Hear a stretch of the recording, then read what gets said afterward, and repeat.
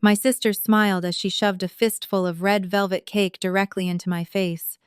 The crowd laughed, until the laughter turned to screams. By midnight, I was fighting for my life in the ER. By dawn, the police were kicking down the door of her honeymoon suite. If you looked at my family from the outside, you would think we were the picture of suburban perfection. My mother, Susan, was the president of the local HOA in our upscale Connecticut neighborhood, and my father, Richard, was a senior partner at a respected law firm. But behind the manicured lawns and the forced holiday family portraits, there was a strict, unspoken hierarchy. At the very top was my older sister, Brittany, and at the very bottom, buried beneath the foundation, was me, Chloe. Brittany was the golden child.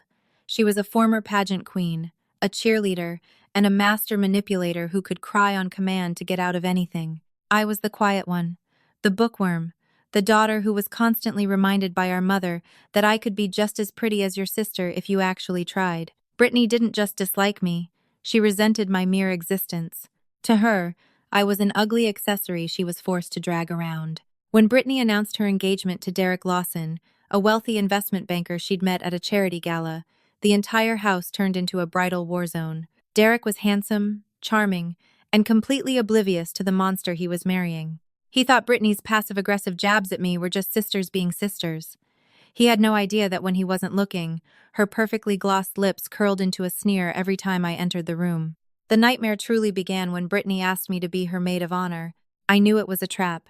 I knew it the moment she handed me the custom-made proposal box filled with Veuve Clicquot and monogrammed silk robes. I couldn't imagine doing this without my little sister. She had cooed, cameras flashing as her three best friends recorded the moment for TikTok. I accepted because my mother threatened to cut off my college tuition if I ruined Brittany's perfect aesthetic. But the reality of being her maid of honor wasn't about standing by her side. It was about being her personal punching bag. Over the next 14 months, Brittany systematically designed the wedding to humiliate me. While her other bridesmaids, all blonde, all size 0, were fitted for elegant, champagne-colored silk slip dresses, Brittany selected a completely different gown for me. It was a bulky, high-necked taffeta monstrosity in a shade of olive green that made my pale skin look genuinely jaundiced. "It's a statement piece, Chloe," Brittany had insisted during the fitting at a high-end boutique in Manhattan, sipping a complimentary mimosa. "The maid of honor needs to stand out. Plus, it hides your curves. We don't want you looking lumpy in the photos." I swallowed the humiliation. I organized her bridal shower at the Four Seasons, paying for half of it out of my own meager savings. I steamed her $12,000 custom Monique Luhier gown. I managed the vendors, fielded calls from angry florists, and kept my mouth shut. But there was one specific detail of the wedding that Brittany handled entirely on her own, which I found strange at the time: the cake. Usually, Brittany made me do all the legwork, but for the wedding cake, she insisted on going alone to La Petite Patisserie, an exclusive bakery downtown. She ordered a massive 5-tier fondant masterpiece. But a week before the wedding, I overheard her on the phone in her bedroom, her voice dropping to a hushed, frantic whisper. "No, you don't understand," she hissed into the receiver. "The top tier has to be separate, the one for the smash." "Yes, the red velvet.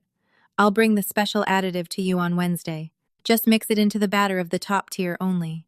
If anyone else touches it, I will sue you." I didn't think much of it. The cake smash has become a viral trend, and Brittany was obsessed with going viral. I assumed the special additive was some sort of edible glitter or a fake blood capsule for a dramatic Halloween-style video, since Derek loved horror movies. I brushed it off. I was too exhausted from hand-tying 200 silk ribbons around the wedding favors to care. I should have cared. I should have asked more questions. But I was so desperate to just get through the weekend and get back to my own life that I completely ignored the red flags waving right in front of my face. The wedding day arrived with the suffocating humidity of a late August afternoon. The venue was the sprawling, historic Oakfield Manor. The gardens were overflowing with white hydrangeas and imported orchids. It was a $150,000 affair, funded entirely by my father and Derek's parents. The ceremony went off without a hitch. Brittany looked like an absolute angel, her veil trailing 10 feet behind her. I stood at the altar in my hideous green taffeta dress, sweating profusely, smiling until my jaw ached. Derek looked at her with tears in his eyes, completely spellbound. The reception was a blur of champagne, clinking glasses, and obnoxious toasts. I gave my maid of honor speech, keeping it brief and appropriately flattering, earning a tight, fake smile from Brittany. As the evening wore on, the DJ announced the cutting of the cake. The room grew quiet as the lights dimmed, a spotlight hitting the center of the dance floor where the magnificent five-tier cake stood on a silver stand. The photographer, a pretentious guy named Julian, a guy named Stefan, scrambled to get the perfect angle. The videographer had his ring light set up. Brittany and Derek stepped up to the table. Derek wrapped his arms around Brittany's waist, taking her hand as they guided the silver cake knife through the bottom tier. They fed each other a delicate, polite bite. The crowd awed and clapped. Then, Brittany turned away from Derek. She picked up a separate, smaller knife and sliced into the very top tier, the red velvet one. She scooped up a massive, baseball-sized chunk of the dark red cake, frosting and all. I was standing about 10 feet away, holding her bridal bouquet. I assumed she was going to playfully smash it into Derek's face. Derek was laughing, holding his hands up in mock surrender. But Brittany didn't look at Derek. She turned, her eyes locking onto mine. The smile on her face didn't reach her eyes. It was cold, calculating, malicious. Before I could even process what was happening, Brittany lunged forward. She didn't just toss the cake at me. She slammed her palm directly into my face with the force of a physical assault. The heavy, dense cake hit my eyes, my nose, and my mouth. The sheer force of the blow snapped my head back, and I stumbled backward in my heels, dropping her bouquet. The crowd erupted into a mix of gasps and awkward, nervous laughter. People assumed it was a prank, a silly sisterly rivalry caught on camera for TikTok. But the moment the cake made contact with my skin, I knew something was horrifically wrong. It wasn't just soft cake and frosting. There was something sharp inside it. Dozens of tiny, razor-like fragments scraped against my cheeks and eyelids as she ground the pastry into my face. I let out a muffled shriek, my hands flying up to wipe the mess away. But as I rubbed my eyes, the pain intensified into a blinding, searing agony. It felt like someone had thrown battery acid mixed with sand into my eyes. "What the hell is wrong with you?" Derek's voice cut through the murmurs, sounding genuinely shocked. "Oh, calm down, it's just a joke," Brittany laughed, her voice ringing out loudly for the cameras. "Chloe's always been so dramatic." I fell to my knees. The pain was indescribable.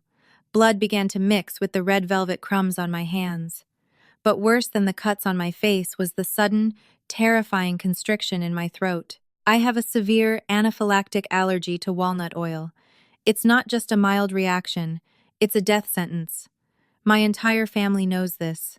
Our mother used to ban all tree nuts from the house when we were kids. Brittany knew it.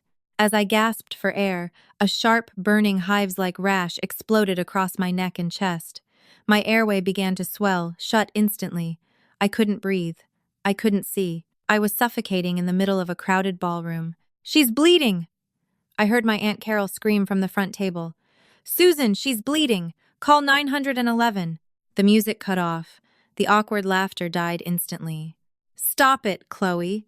You're ruining my wedding!" Brittany hissed, stepping closer to me. "Get up!" I couldn't. I was clawing at my throat, my vision completely black, my eyes clamped shut against the agonizing, tearing sensation under my eyelids. "She can't breathe!" Derek yelled, dropping to his knees beside me. He grabbed my shoulders. Chloe, look at me! Does anyone have an EpiPen?" I tried to wheeze, but no air would come in. The darkness was closing in. The sounds of chairs scraping, people shouting, and my mother's hysterical voice faded into a dull underwater hum. The last thing I remember before losing consciousness was the distant, piercing wail of an ambulance siren and the smell of sweet buttercream mixed with the metallic tang of my own blood. When I woke up, I was disoriented, staring up at the blinding fluorescent lights of the St. Jude's Medical Center emergency room. A tube was shoved down my throat, forcing air into my lungs. My hands were restrained to the sides of the bed, presumably to stop me from scratching at my face. My face felt like it was on fire, wrapped heavily in bandages. A doctor, a tall, stern-looking man whose badge read Dr. Harrison, was standing at the foot of my bed, speaking in low, serious tones to a police officer. When Dr. Harrison saw my eyes open, or rather, the tiny sliver of my left eye that wasn't swollen shut, he stepped forward, his expression grave. They removed the intubation tube carefully, my throat raw and screaming in pain. "Chloe," Dr. Harrison said softly, shining a small penlight into my unbandaged eye. "You're safe now. You had a severe anaphylactic shock, but the epinephrine stabilized you. You're in the ICU." I tried to speak, but my voice was a raspy whisper. My face, my eyes. "It hurts." Dr. Harrison exchanged a dark look with the police officer. "Chloe," the officer stepped forward. "I'm Detective Miller. We need to ask you some questions about your sister, Brittany." I blinked slowly, the medication making my brain foggy. She smashed cake in my face. The frosting. It cut me. Dr. Harrison sighed, crossing his arms. "Chloe, it wasn't just frosting. We had to surgically flush your eyes and remove debris from your facial lacerations. The laboratory rushed an analysis on the cake remnants we pulled from your skin and hair. The room seemed to drop 10 degrees. Your sister didn't just smash a cake into your face," Dr. Harrison said, his voice laced with disgust. "The ER found that the cake was heavily saturated in pure, concentrated walnut oil extract, enough to trigger a fatal reaction within minutes." I stared at him, the horrifying reality sinking in. She knew. She told the baker she was bringing a special additive. "And the cuts?" I whispered, tears stinging my battered eyes. Detective Miller pulled out a small plastic evidence bag. Inside, glinting under the harsh hospital lights, were dozens of tiny, jagged shards. "Crushed fiberglass," the detective said flatly. "She mixed crushed fiberglass into the frosting. If your uncle hadn't called the paramedics when he did, you would be dead right now. And based on what we've found, that was exactly your sister's plan." I stared at Detective Miller, the rhythmic beeping of my heart monitor suddenly accelerating into a frantic, high-pitched tempo. Crushed fiberglass. My mind struggled to process the words. I had assumed Brittany wanted to embarrass me, to give me a chemical burn with a cheap joke shop gag, or maybe trigger a mild allergic reaction so I'd have to leave the reception in shame. But fiberglass and pure walnut oil? That wasn't a prank. That was a calculated, premeditated execution. "She wanted to kill me," I whispered, the words scraping against my raw throat. "We believe so, yes," Detective Miller said, his notebook open. "We've already dispatched a unit to the Grand Regency Hotel. That's where your sister and her husband booked their honeymoon suite for the night before their flight to the Maldives." Before I could ask anything else, the heavy doors of the ICU swung open. My father, Richard, practically ran into the room, his tuxedo jacket gone, his bow tie hanging loosely around his neck. His face was ashen, aged 10 years in a matter of hours. Right behind him was my mother, Susan, still wearing her elaborate mother-of-the-bride gown, though the hem was stained with spilled champagne, and what I realized, with a sickening jolt, was my blood. "Oh my God, Chloe," my father choked out, rushing to my bedside. He reached for my hand but stopped, hovering his fingers over the IV lines and restraints, terrified to hurt me further. "Chloe, sweetheart, I'm so sorry. I am so sorry." "Richard, please, let's not overreact," my mother hissed, stepping around him. She wouldn't even look at my heavily bandaged face. She stared fixedly at the wall above my head. It was a terrible accident.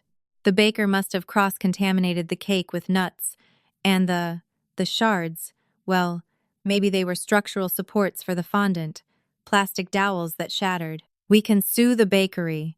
Detective Miller turned to my mother, his expression hardening into granite. "Mrs. Hastings, we have already spoken to the owner of La Petite Patisserie, a woman named Marie Dupont. She provided us with the security footage from last Wednesday, as well as the signed contract. Your daughter Brittany brought in a sealed mason jar containing a dark liquid and a grainy powder. She explicitly instructed Miss Dupont to bake it into the top tier, claiming it was an old family recipe for a texture crunch." "No," my mother stammered, her face flushing red. "No, Brittany wouldn't. She's a good girl. It was her wedding day. Why would she ruin her own wedding?" "That's exactly what we are going to ask her," Miller replied coldly. My father, a seasoned corporate defense attorney, slowly turned to look at my mother. The veil of suburban denial that had shielded our family's toxic dynamic for 2 decades finally shattered. "Susan, shut your mouth," he said, his voice deadly quiet. "Your daughter tried to murder my other daughter on camera. If you say one more word to defend her, I will divorce you before the sun comes up." While we were in the hospital, the police arrived at the Grand Regency Hotel. It was 4:30 in the morning. According to the police report and Derek's subsequent horrified testimony, Brittany was completely unbothered by the fact that I had been hauled away in an ambulance. She had actually demanded the DJ keep playing music after I was taken out, complaining that I was always seeking attention. When the police pounded on the door of the penthouse suite, Derek answered in a hotel bathrobe, looking exhausted and deeply disturbed by the night's events. The officers pushed past him. Brittany was sitting at the vanity mirror, wearing a $500 La Perla silk nightgown, meticulously removing her waterproof mascara. "Mrs. Lawson," the lead officer announced, "you are under arrest for the aggravated assault and attempted murder of Chloe Hastings." Derek later told my father that Brittany didn't even look scared. She looked profoundly annoyed. She actually rolled her eyes at the officers. "Are you kidding me?" she had scoffed, crossing her arms. "I am on my honeymoon. You cannot be doing this right now." It was a joke. "Chloe is fine. She has an EpiPen in her purse. This is police harassment." "Turn around and place your hands behind your back," the officer commanded. When an officer reached for her arm, the entitled pageant queen finally snapped. She threw a heavy crystal perfume bottle at the officer's head, screaming obscenities, thrashing and kicking her bare feet against the mahogany furniture. It took 3 officers to subdue her, zip-tying her wrists because she kept trying to scratch their eyes out. They dragged her through the opulent lobby of the Grand Regency, barefoot and screaming, her expensive silk gown slipping off her shoulders, mascara running down her face. A hotel guest actually filmed it, and by sunrise, the golden child of our pristine neighborhood was trending on Twitter. But the question remained: why? Why risk her perfect wedding, her wealthy husband, and her freedom just to hurt me? The answer didn't come from the police. It came from my father, 3 days later, as he sat by my hospital bed holding a thick manila envelope. "It was the trust," he said, his voice hollow, defeated. My grandfather, Arthur Hastings, had passed away 5 years prior. He was a wildly successful real estate developer, and he had set up a heavily restricted trust fund for both Brittany and me. The stipulations were ironclad. We were each to receive $4 million upon our 25th birthdays. "You turn 25 next week, Chloe," my dad explained, tears welling in his eyes. The trust had a survivorship clause. If either you or Brittany died before reaching the age of 25, the deceased sister's share would default completely to the surviving sibling. The survivor gets the full $8 million. I stared at him through my one unbandaged eye. "But Brittany married Derek. Derek is a millionaire. Why would she care so much about the other $4 million that she'd risk going to prison?" My father pulled a financial document from the envelope. "Derek is wealthy, but Derek also made Brittany sign an incredibly strict prenuptial agreement. And what Derek didn't know, what none of us knew, was that your sister is a gambling addict. She has been secretly playing high-stakes offshore crypto casinos for the last 3 years. She owes nearly $2 million to some very dangerous, unregulated creditors. She was desperate. If I died at the wedding, tragically choking from a severe allergic reaction due to a baker's negligent mistake, Brittany would inherit the full $8 million just days later. She could pay off her massive debts, keep her pristine reputation, sue the bakery for wrongful death to look like a grieving sister, and secure her place in high society. The fiberglass was her insurance policy. If the allergic reaction didn't kill me fast enough, the microscopic cuts in my throat and lungs from inhaling and swallowing the glass-laced frosting would cause massive internal hemorrhaging. She wanted to make sure I didn't survive the ambulance ride. The trial of Brittany Hastings didn't just make local news. It became a national true crime sensation. For 3 weeks, our county courthouse was swarmed by reporters, true crime podcasters, and aggressive paparazzi. They all wanted a glimpse of the fallen beauty queen who had tried to assassinate her own sister with a wedding cake. Inside the courtroom, the air was perpetually thick with tension. Brittany's high-priced defense attorney, a slick, shark-eyed man named Thomas Caldwell, tried to paint my sister as a victim of extreme bridal pressure. He paced in front of the jury box, gesturing wildly, claiming that the stress of organizing a $150,000 wedding had triggered a temporary psychotic break. He argued the fiberglass was just a careless mistake from a rushed DIY bridal craft project. But the prosecution tore him to shreds. They brought out the receipts literally. They displayed blown-up screenshots of Britney's text messages to offshore crypto bookies.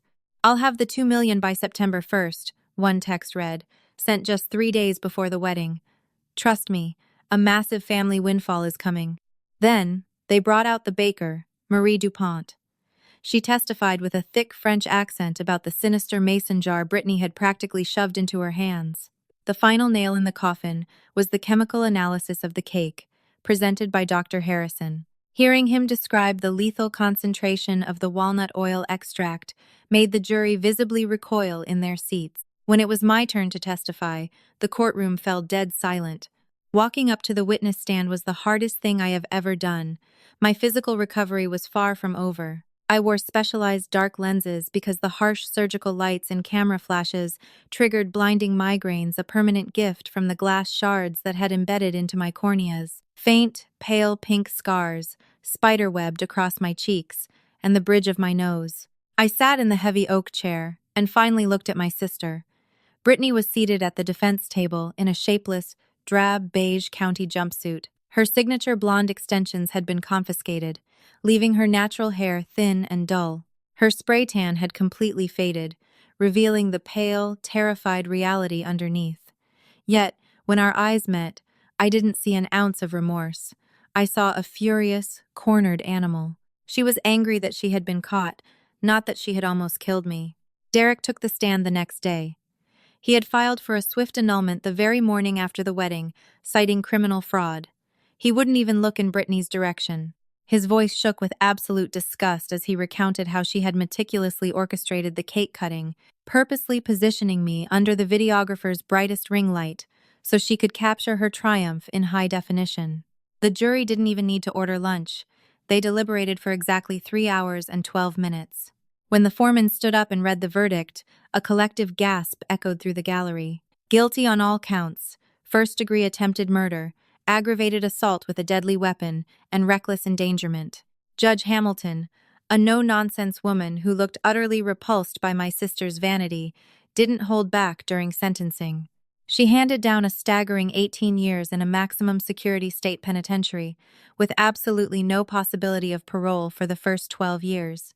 The moment the sentence left the judge's lips, Britney's icy, arrogant facade completely shattered.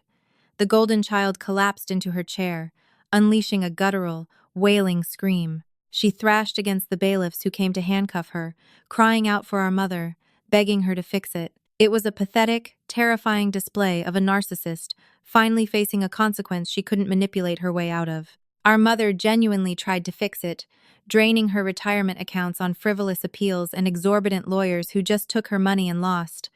But my father kept his promise. The week Britney was transferred to the state penitentiary, he finalized their divorce. He sold our pristine, suffocating suburban house and bought a quiet, secluded cabin in upstate New York.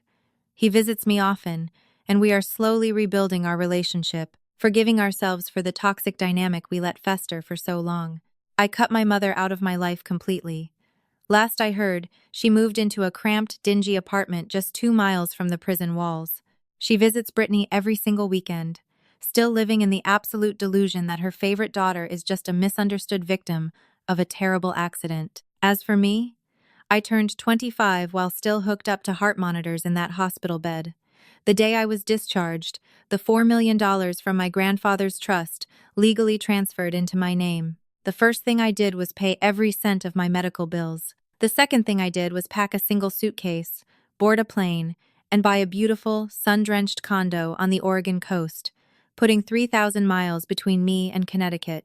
Using a portion of the trust, I founded a nonprofit organization that provides emergency legal and financial assistance to victims of familial violence and financial abuse. Sometimes, when the morning light hits my bathroom mirror, I trace the faint web-like scars on my cheeks. I used to cry when I saw them, but now, I see them for what they truly are: a map of my survival. My sister tried to bury me under the weight of her ambition, her greed, and her bottomless narcissism. But she forgot one crucial thing. I was never the weak, disposable little sister she believed me to be. I was just the quiet one. And when the quiet ones finally speak up, the whole world stops to listen. If this story made your blood boil, you're not alone. Family betrayal is the deepest kind of wound, but surviving it makes you stronger than you ever thought possible. What would you have done if you were in Chloe's shoes? Let me know your thoughts down in the comments below. If you want to hear more insane, true-life survival stories, make sure to hit that like button, share this video with your friends, and subscribe to the channel so you never miss an update.